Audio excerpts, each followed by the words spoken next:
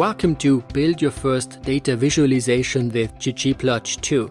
This is Martin Berger for Pluralsight. In this beginner-level course, we're looking at the very popular ggplot2 package of R. ggplot2 rapidly developed into the primary charting solution within R. It is a versatile tool which enables pretty much any chart type. And on top of that, it has a vivid developer community that already published a series of add-on packages to make ggplot2 even more powerful.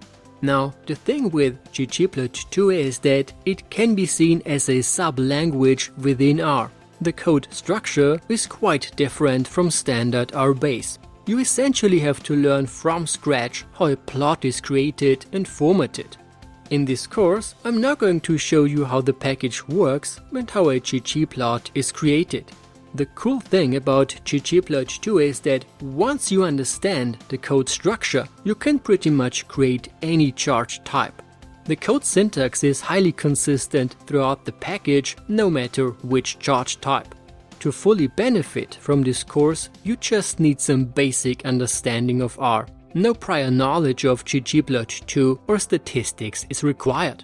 Alright, I really hope you use this course to explore the very powerful ggplot2 package.